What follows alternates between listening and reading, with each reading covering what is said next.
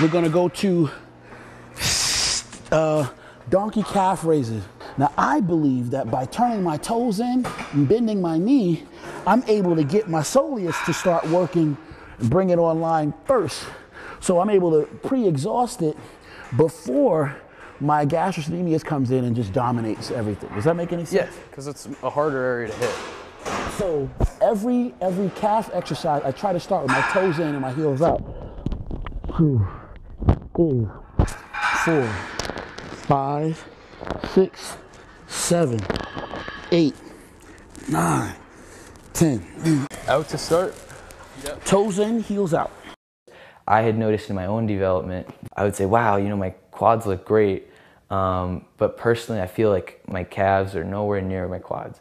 And so Kai, without knowing that, said, so you do calves first, because then you have your peak energy, and then your hamstrings, and then your quads afterwards. 4.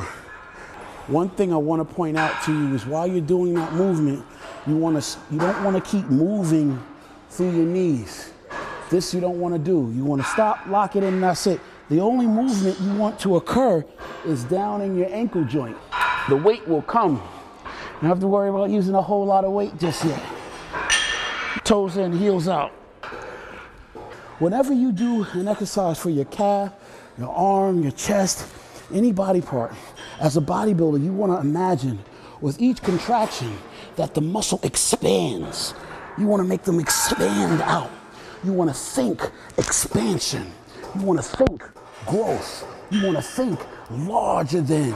Toes in, heels out, stretch the bottom up to the top, squeeze. Always thinking expansion. 2, 5, 6, 7. This exercise is key. It's a key fixture. You gotta do these with conviction. Never think that seated calf raises are not important. They are critical. So let's get it. Approach this seriously. This is a tool of the trade right here. 1, 2, 8, let's go.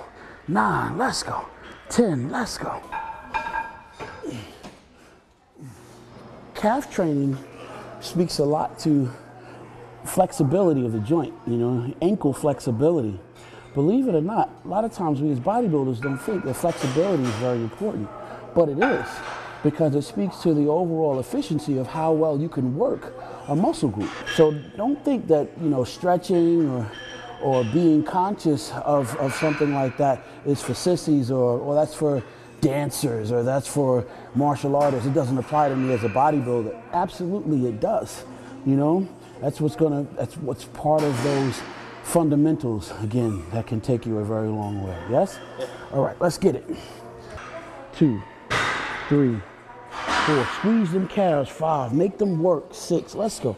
7, 8, 9, 5, make them feel like fists. 6, 7, 8, let's go. 9, 10, good job. With me showing you these 4 exercises, you make them a fixture in the beginning of your leg program, immediately your calves will start to become a reflection of this new kind of thinking. It's a big jump from just doing 1 or 2 exercises in the past. So you've increased the work volume. By increasing the work volume, you increase the likelihood of a better response in the way of hypertrophy and growth. There's no reason why 6 weeks from now, your calves don't start to speak in a way that say, hey dude, how you doing? I trained with Kai. Right. I'm gonna show you 2 movements for hamstrings and show you 2 movements for quads. The key to this though is execution. I lock my glutes. Lock my glutes. My hamstrings are already online. As you can see, I'm already contracting them before I even get started. Raise it up to the top. I'm flexing my hamstring. Leading with my heel. Lower to the bottom of the movement. Boom. Bottom of the movement. Stretch. Squeeze. Stretch. Squeeze.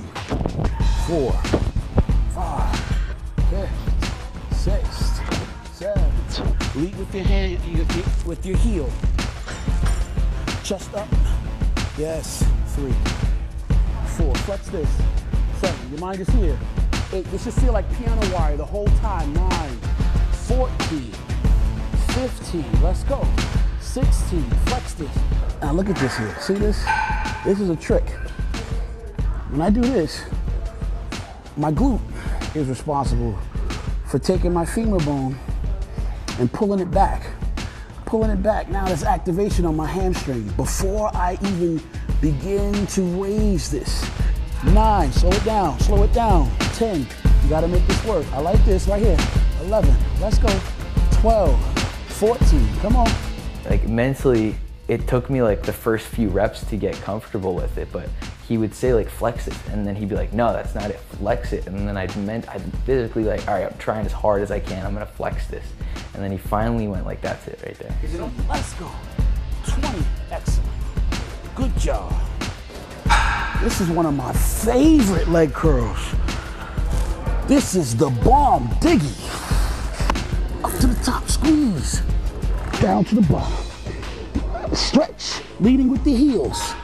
2, 5, 6, 7, 14, 15.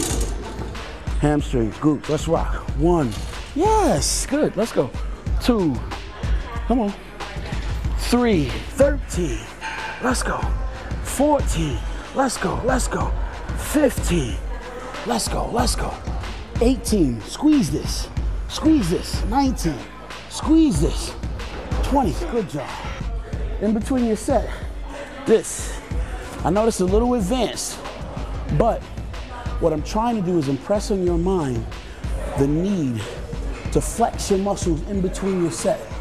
What that's gonna do, it's gonna help increase your mind to muscle connection. That means your ability to command your body to work. One of the biggest things I'll take out of, he said to me like that I already have a good mind-muscle connection in my legs. And to me, I was just like, wow, Kai Greene just gave me a compliment on like me having that mind-muscle connection, which is his whole thing he goes by. And so I was like, I'm feeling pretty good right now. Now, perfect time to stretch here. Open up. Don't be scared, because now you got some blood in there. You should be feeling like the man right now. Those muscles should be online. They should feel white, active. Oh, what are you, Jean-Claude Van Damme? All right, all right.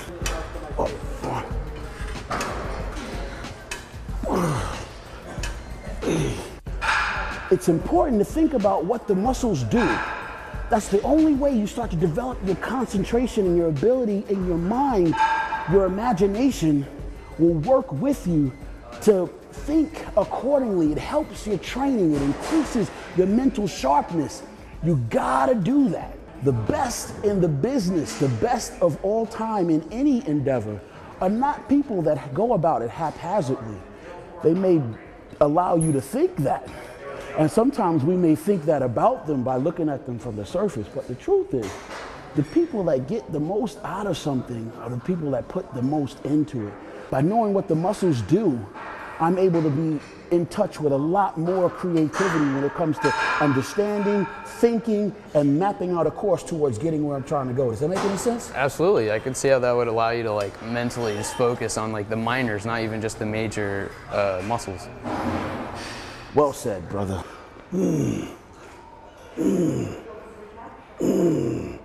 See down here, remember? Yep. This is how I activate the my stretch. glute. Driving through my heels.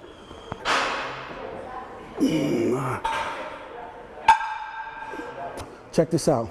If I want to make my quads work more, I can turn my knees in.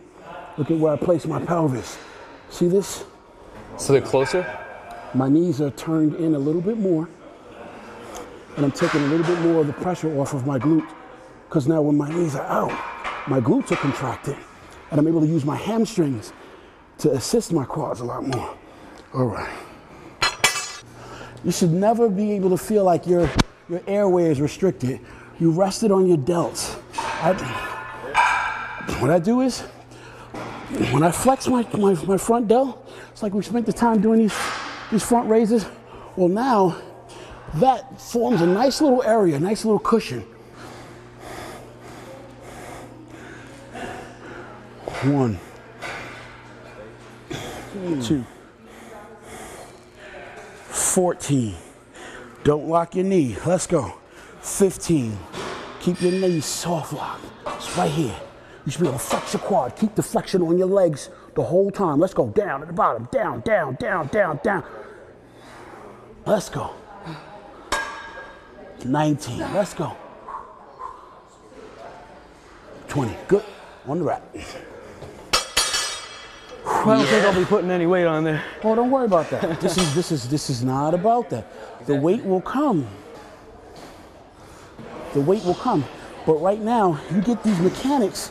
Right now, just getting the mechanics is enough. 1. 5. Control. Sit up. Sit up. Sit up.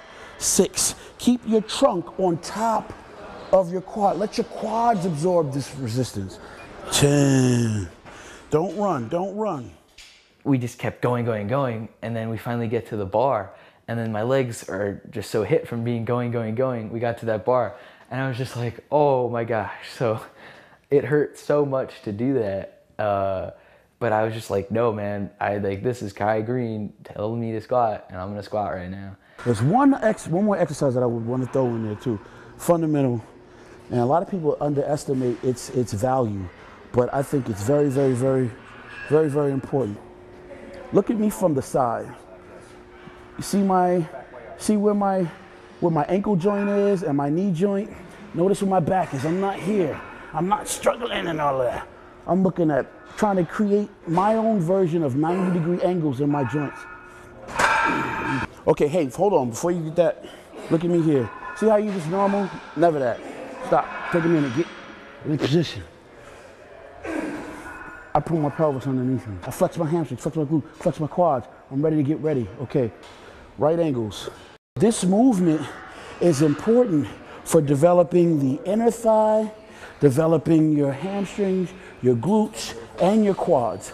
The reason why we take a big step by not letting your knee go over your big toe allows you, 1, to keep your knee safe. But 2, it also allows you to activate your glutes, allows you to activate your hamstrings. While you're stretching like that, even your back leg is working to help stabilize your back leg, your femur bone from the back, from dropping you out into a split. This is a great exercise for everything. Your ideas now that govern your training should be to make sure that you develop your legs. You develop your hamstrings, develop your calves from the ground up. Yeah. I'm gonna do that you'll see. I'll check in with you. Okay. Check in with you again, you'll see. Well, hopefully this will be some good ideas that will help you, and this is a great place to start. Calves, calves, calves. Calves before, hamstrings, and then quads. All right? He is the real world superhero. He's the real world Superman. You know, he has the power, but he's humble about it. He has the superpower abilities, but he doesn't use them for evil, he uses them for good, you know? I didn't expect bodybuilding to become sort of the positive disease, I guess, to spread as much as it has within my own life. So when people see that I'm like in my element with this, they say like, wow, that's a good energy. And that's something I want to be a part of. But like for me, it's like Kai Greene's out there, you know, he's doing it. So like, I can do that too. And that's the sort of Superman like energy that I get from him. And that's